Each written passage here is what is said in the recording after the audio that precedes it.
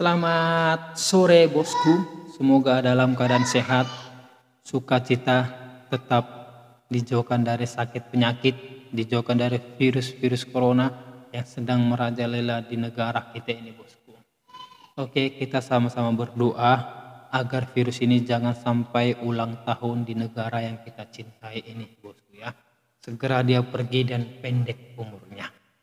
Ya bosku, buat teman-teman sekalian, bosku sekalian yang merayakan Natal, saya ucapkan selamat Natal. Semoga damai sejahtera menyertai kita semua ya bosku ya. Ya, hari ini saya akan memberikan pandangan hukum kepada bosku. Semoga pandangan hukum ini dengan cara yang sederhana bisa menjadi memperluas wawasan bosku terhadap hukum di Indonesia ini bosku ya. Dan jangan lupa bosku, like, share dan subscribe YouTube ini supaya lebih berkembang. Saya tetap semangat memberikan pandangan hukum kepada bosku ya. Oke, hari ini yang mau kita bahas adalah mungkin bosku pernah mengalami ketika bosku ditipu, barang benda bosku digelapkan, bosku nggak tahu berbuat apa. Ya kan, banyak bosku tidak tahu berbuat apa, padahal jelas-jelas bosku sudah ditipu. Ya kan, jelas-jelas bosku sudah dicemarkan nama baiknya. Tetapi bosku tidak tahu berbuat apa. Bagaimana caranya melapor ke pihak kepolisian? Apakah ada biaya atau tidak? Karena ketidaktahuan kita itu sehingga mengurungkan niat kita untuk apa? Untuk melapor seseorang itu. Sehingga kalau kita tidak lapor dia, maka dia akan mencari mangsa-mangsa yang lain. Jadi kalau bosku mengalami hal-hal seperti ini, merasa ditipu, ya kan, digelapkan barang benda bosku, merasa difitnah, bosku berhak untuk melapor ke pihak kepolisian karena ini tindak pidana. Kalau tindak pidana, perbuatan tindak pidana ini jalurnya melaporkan ke pihak kepolisian. Bagaimana caranya melapornya? Nah, itu menjadi pertanyaan. Apakah ada biaya?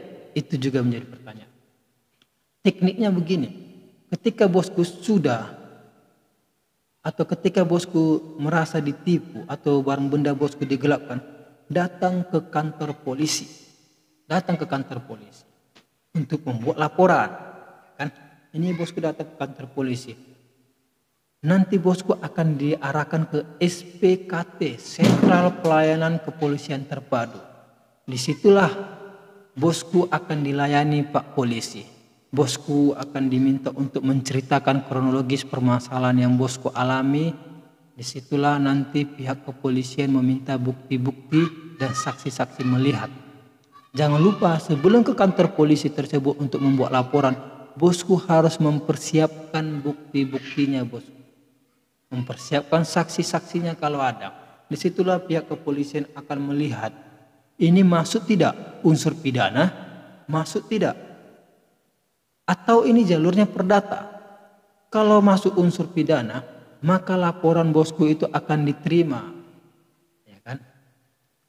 Ketika laporan bosku itu diterima, bosku akan menerima satu dokumen yang menyatakan bahwa laporan bosku itu diterima.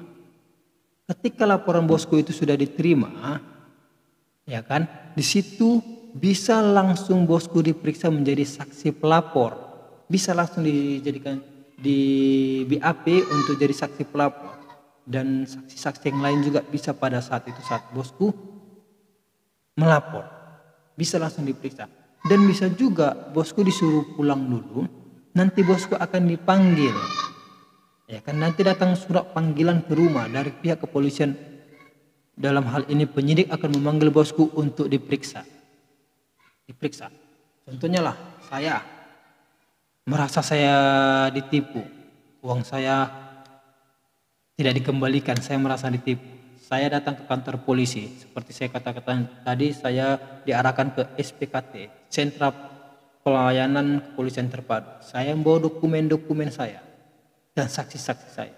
Ketika saya cerita ke pihak kepolisian di situ, pihak kepolisian mengatakan ini masuk unsur pidananya. Maka saya akan diberikan dokumen tentang laporan saya diterima. Itulah saya pegang, laporan saya telah diterima. Dan pada saat itu saya bisa langsung diperiksa. Bisa seketika itu bisa langsung saya diperiksa menjadi saksi pelapor, ya kan? Berdasarkan laporan saya akan diperiksa dan saksi-saksi yang saya bawa juga akan diperiksa. Bisa juga saya disuruh pulang aja dulu Pak, nanti kita akan panggil. Pihak kepolisian dalam hal ini penyidik akan memanggil kita untuk diperiksa. Ya kan? Ketika kita sudah diperiksa, pihak kepolisian menganggap berkas-berkasnya sudah lengkap, maka pihak kepolisian akan memberikan kepada kejaksaan untuk diteliti apakah sudah lengkap, sudah sempurna dokumen dan berkas-berkas ini. Kalau berkas-berkas ini belum sempurna, pihak kejaksaan akan mengembalikan kepada pihak kepolisian agar dilengkapi atau disempurnakan. Ya kan? Ketika sudah sempurna, maka ini yang akan naik ke pengadilan. Jadi itulah tahap-tahapannya bosku. Ketika kita merasa ditipu, ketika kita merasa dicemarkan nama baik kita, ketika kita di barang benda kita digelapkan, datang aja kantor polisi, jangan takut. Datang aja, kita akan dilayani oleh Pak kepolisian dengan baik. Ceritakan masalah kita.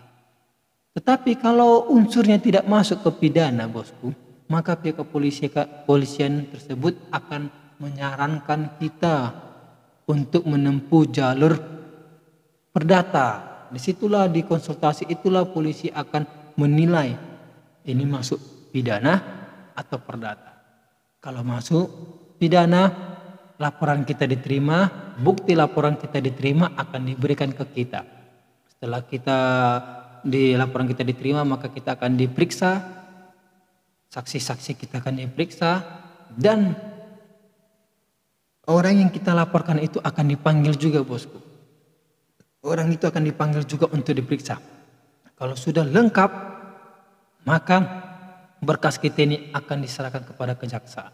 Kejaksaan akan menilai berkas ini sudah lengkap atau tidak. Kalau sudah lengkap, berkas ini akan naik ke pemeriksaan ke pengadilan. Kalau belum lengkap, dia akan kembalikan kepada pihak kepolisian dengan not dengan apa namanya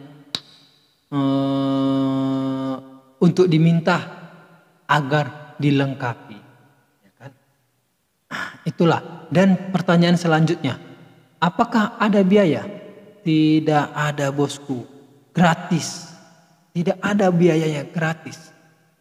Nah, jadi jangan takut ketika kita mengalami permasalahan hukum pidana, kita ditipu, lengkapi semua bukti-buktinya, lengkapi saksi-saksinya, datang ke pihak kepolisian, buat laporan. Kalau pihak kepolisian melihat ini ada unsurnya, maka laporan kita akan diterima. Jadi jangan risau lagi bosku, jangan bingung lagi bagaimana caranya, apakah ada biayanya. Biaya tidak ada, caranya sangat simpel bosku, jangan takut. Datang aja ke kepolisian, nanti kita akan diarahkan ke SPKT. Setelah diarahkan, disitulah kita akan konsultasi. Ketika pihak kepolisian mengatakan unsurnya telah dipenuhi, maka laporan kita akan diterima dan kita akan diperiksa, dan tersangka akan dipanggil, yang kita laporkan itu akan dipanggil, diperiksa. Ketika berkas ini sudah lengkap, pihak kepolisian akan mengirim ke kejaksaan. Itulah sirkulasi dari cara melapor seseorang itu. Jadi jangan takut, semua orang sama di depan hukum, semua berhak untuk melapor. Tetapi ya seperti saya katakan tadi, pihak kepolisian yang akan menilai ini masuk ranah pidana atau ini masuk ranah perdata. Kalau masuk ranahnya, masuk unsurnya, maka laporan kita akan diterima bosku. Oke bosku, semoga pembahasan ini bermanfaat kepada bosku. Kita tetap sukacita. Saran saya tetap jauhi tindak pidana, jauhi pelanggaran hukum agar hidup kita lebih tentram bosku. Ya, lebih damai, lebih enak. Nah, kerjakan hal-hal yang positif, ya kan? Hal-hal yang halal supaya kita tidak melanggar hukum, supaya kita tidak dilaporkan orang, supaya kita tidak dipenjara. Oke bosku, itu saja pandangan hukum yang bisa saya sampaikan hari ini. Semoga ini bermanfaat, semoga ini menjadi bisa membuka pola pikir kita. Jangan takut untuk melaporkan seseorang itu, tapi ingat harus ada bukti-buktinya. Ya bosku, oke demikianlah. Salam olahraga, tetap semangat, tetap sukacita.